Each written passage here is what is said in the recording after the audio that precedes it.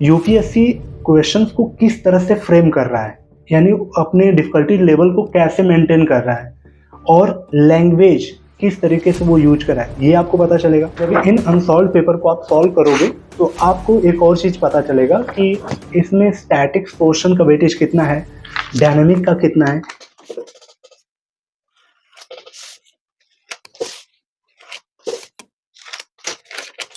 ये 10 साल के अनसॉल्व पेपर हैं जो कि यूपीएससी के रियल एग्जाम में क्वेश्चंस आए हुए हैं। ये GS1 है, जनरल स्टडी पेपर 1, और साथ ये सी सेट जो कि पेपर 2 में आता है, क्वालिफाइंग नेचर का। और इनके साथ में बहुत से एस्पिरेंट होते हैं, उनको मॉक टेस्ट नहीं लगाना होता है या फिर बहुत से कोचिंग के टेस्ट सीरीज वगैरह नहीं लगानी होती है। उनको सिर्फ रियल एग्जाम में जो क्वेश्चन आए हुए हैं यूपीएससी के वही लगाना होता है, वो ज़्यादा प्रेफर करते हैं। तो उनके लिए अनसॉल्व पेपर है 10 साल का, 2015 से लेकर 2024 तक का, जिसका लिंक मैंने नीचे दिया है डिस्क्रिप्शन में, वहां से जाके परचेज कर सकते हो। इसके साथ साथ आपको ये ओएमआर शीट बिल्कुल फ्री में मिल जाएगी, जैसे आपका रियल एग्जाम में जो ओएमआर शीट फिल होती है उसी तरह की।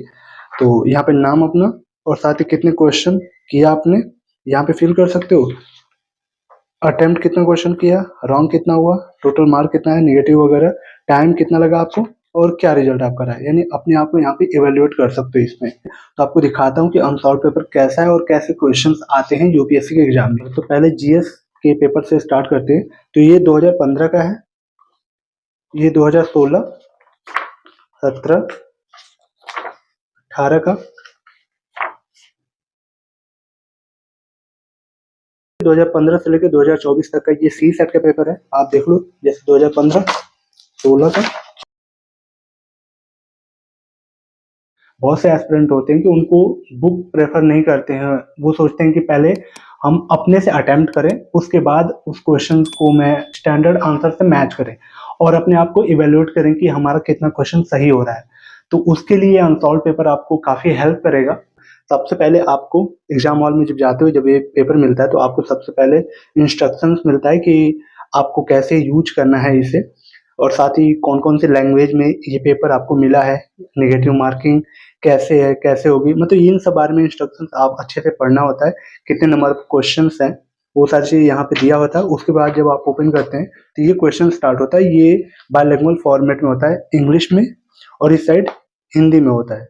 जैसे पहला क्वेश्चन आप यहाँ पे देखो, प्रधानमंत्री जनधन योजना हैज बीन लॉन्च्ड फॉर, उसके बाद ये 4 ऑप्शन दिए, इन 4 ऑप्शन में एक ऑप्शन आपको क्लिक करना होता है जो सही है। सेम वही क्वेश्चन यहाँ पे रहता है हिंदी में, जैसे प्रधानमंत्री जनधन योजना निम्नलिखित में से किसके लिए प्रारंभ की गई थी, तो इसमें 4 ऑप्शन आपको दिखेगा। जैसे पहला कि गरीब लोगों के अपेक्षाकृत कम ब्याज दर पर आवास ऋण प्रदान करने के लिए, या फिर इनमें से 3 और कोई। तो इनमें से आप जो भी सही है आपको वहाँ क्लिक करोगे। वैसे आप बताना इसमें से कौन सा सही है, कमेंट कर देना। तो इस तरह से आपको बायलैंग्वेज फॉर्मेट में मिलता है। 2015 का था, तो 2016 में भी सेम इंस्ट्रक्शन उस तरह से मिलेगा आपको। यहाँ पे रोल नंबर आपको डालना होता है। उसके बाद क्वेश्चन स्टार्ट होता है इंग्लिश में और हिंदी में, सेम उसी तरह से।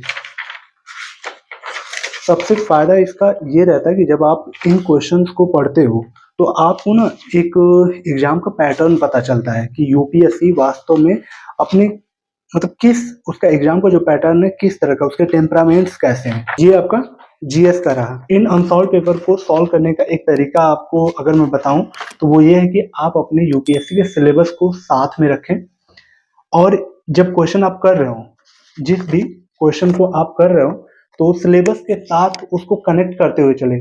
जिस भी जो भी क्वेश्चन किस सब्जेक्ट से आया है, सब्जेक्ट के किस टॉपिक से आया हुआ है, जब आप ऐसे 8-10 साल के अनसॉल्व पेपर को यूज करेंगे, लगाएंगे पीवाईक्यू को, तो आपको एक थीम पता चल जाएगी कि उस पर्टिकुलर सब्जेक्ट के उस पर्टिकुलर टॉपिक से बार बार क्वेश्चन रिपीट हो रहे हैं। तो इससे आपको एक आइडिया हो जाएगा कि कहाँ पे हमें ज्यादा फोकस करना है, कहाँ पे हमें ज्यादा पढ़ना है, कौन सा पोर्शन को हमें ज्यादा स्ट्रॉन्ग बनाना है। सेम उसी तरह का सी सेट का आप देख लो, 2015 से 2024 तक का है। जब आप ओपन करते हो, सेम आपको बायलैंग्वेज में मिलेगा, इंग्लिश में क्वेश्चन इधर, हिंदी में सेम क्वेश्चन इधर मिलेगा। सबसे पहले आपको पैसेज मिलता है, उसके बाद आपको रीजनिंग और मैथ देखने को मिलेगी।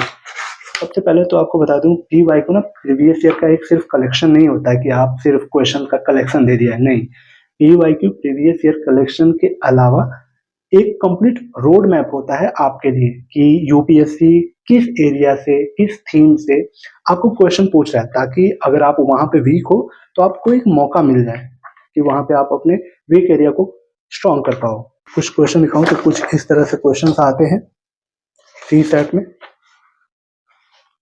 जब इन अनसॉल्व पेपर को आप सॉल्व करोगे तो आपको एक और चीज पता चलेगा कि इसमें स्टैटिक्स पोर्शन का वेटेज कितना है, डायनामिक का कितना है, यानी आपको किस पर्टिकुलर सब्जेक्ट के लिए ज्यादा करंट अफेयर पढ़ना है या फिर किस पर्टिकुलर सब्जेक्ट के लिए ज्यादा स्टैटिक्स पढ़ने की जरूरत है। तो ये जो आपको पैटर्न पता चलेगा वो अनसॉल्व पेपर से पता चलेगा, यानी पीवाईक्यू से पता ही चलेगा। तो आप इसे इस तरीके से यूज कर सकते हो। इससे क्या होगा कि आपके प्रिपरेशन को जरूर बूस्टअप मिलेगा। तो आप इन अनसॉल्व पेपर को इस तरीके से अपने सिलेबस के साथ अलाइन करके यूज कर सकते हो। अगर इन पीवाईक्यूज की अगर इंपॉर्टेंस आपको बताऊं, बेनिफिट्स बताऊं, तो पहला तो ये है कि आपको एग्जाम का पैटर्न पता चलेगा, टेम्परामेंट्स पता चलेगा। सेकेंड, एग्जाम का आपको कौन से टॉपिक पे फोकस करना है वो पता चलेगा और आपके वीक एरिया आइडेंटिफाई होगा उससे। इसके साथ साथ यूपीएससी क्वेश्चंस को किस तरह से फ्रेम कर रहा है, यानी अपने डिफिकल्टी लेवल को कैसे मेंटेन कर रहा है और लैंग्वेज किस तरीके से वो यूज कर रहा है, ये आपको पता चलेगा। उसके साथ साथ कॉन्सेप्चुअल क्लियरिटी और आपकी एनालिटिकल थिंकिंग इससे डेवलप होगी और आप उस एग्जाम के नेचर को इजीली समझ पाओगे इन पीवाईक्यू के जरिए। तो काफी हेल्प करेगा ये, क्योंकि आप सुने होंगे यूपीएससी टॉपर्स जो हैं, कैंडिडेट बहुत सारे बोलते हैं कि आपको पीवाईक्यू तो मैंडेटरी है यूज करना। तो पीवाईक्यू वास्तव में बैकबोन है इस प्रिपरेशन की। अगर आप पीवाईक्यू नहीं करते हो तो आप समझ सकते हो कि बहुत टाइम लग जाएगा और मे बी उस पैटर्न को आप लेट समझ पाओ। तो पीवाईक्यू काफी हेल्प कर देगा और इनको लगाने के लिए आप इस ओएमआर शीट का यूज कर सकते हो, ये आपको फ्री मिल जाएगा।